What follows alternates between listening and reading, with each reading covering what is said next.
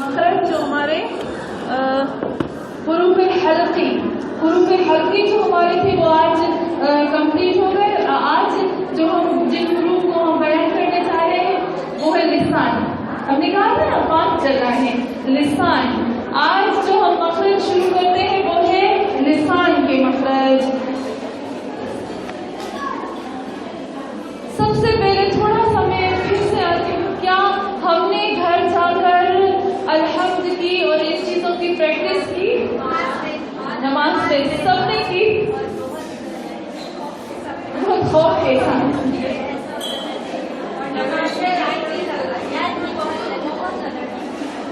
بہت ٹائم لگا.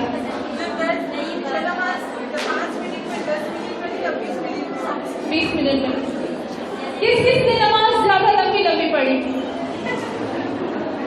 اور ماشاء اللہ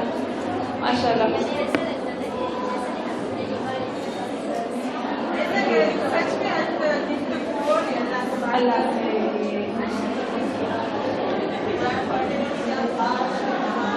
سوچ کے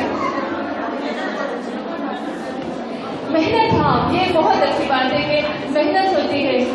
ہم ایک اور سلمان پڑھیں زور سے, اللہم صلی علی محمد وآل محمد وعجل فرجهم اجمعین.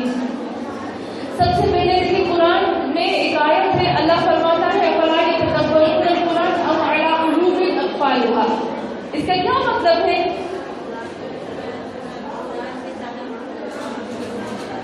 جی اور کیا اس کی میننگ ہے؟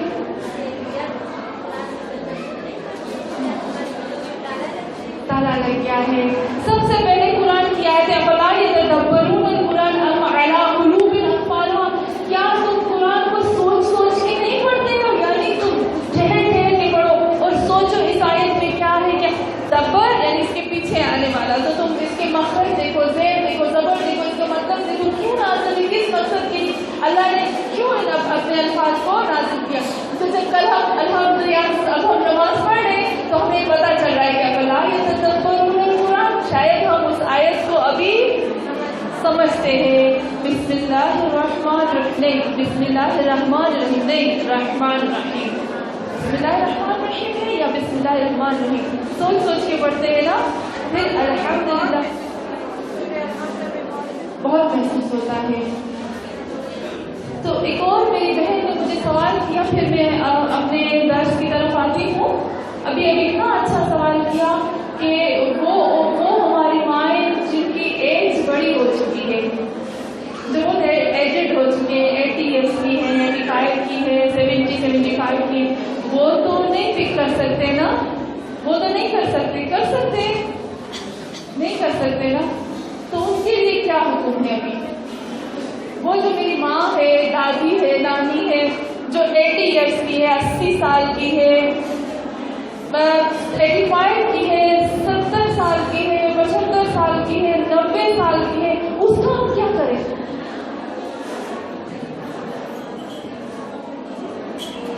کیا کہتے ہیں آپ, کیا کہتے ہیں؟ پھر ہم اپنے درس کی طرف آئیں گے.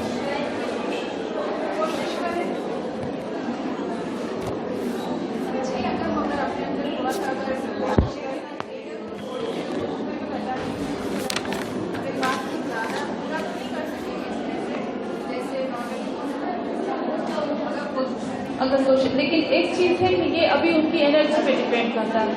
اس کے اندر کتنی انرجی ہے, ان کے اندر کتنی یاد شکتی ہے, کتنا ان کے پاس ابھی مغز ہے. کیونکہ 80 ایئرس یا ہم کہتے ہیں 75 ایئرس,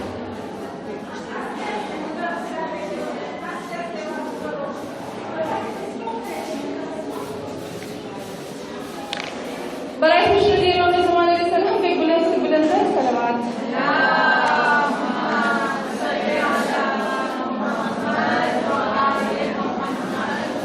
سب سے پہلے یہ کہ میں خود اپنے اوپر بلیم کرتی ہوں کہ ہمارے علماء کا بھی تھوڑا سا قصور ہوتا ہے کہ جب پہلے زمانے میں جب علماء قصور تو نہیں کہہ سکتے, تو ان کو پہلے اسلام کا علم دیا نا ان لوگوں نے بیچاروں نے, تو وہ مخرج جو تھے وہ پیچھے رہ گئے.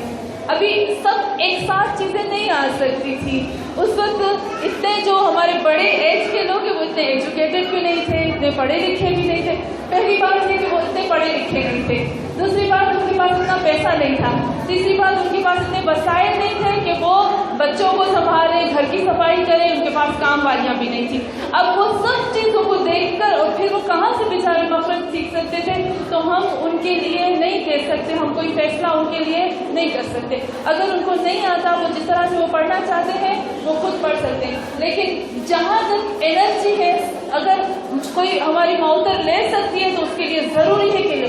کیونکہ میں جب بھی پاکستان جاتی ہوں, یقین کر میں نے 1975 یا 75 یا 78 کیے, میں جب جاتی ہوں وہ مجھے بٹھا کر وہ سیکھتی ہے, ایک ایک لفظ مجھ سے سیکھتی ہے کہ نہیں مجھے بتاؤ, مجھے سیکھنا ہے, کیوں میں ایسے نہ سمجھ کے پڑھوں, مجھے سمجھ کے پڑھنا ہے. تو یہ ان کی انرجی پہ ڈیپینڈ کرتا ہے, اور ان کو ہم نہیں الزام لگا سکتے ان کو, کیونکہ پہلے وسائل نہیں تھے, چیزیں نہیں تھی, کچھ بھی نہیں تھا, اور وہ بیچارے سب اپنے لائف میں, لیکن ایمان تھا, خلوص تھا, سب اپنے ہاتھ سے کرتے تھے, سب اپنے ہاتھ سے بنا بنا کے بچوں کو پلاتے تھے.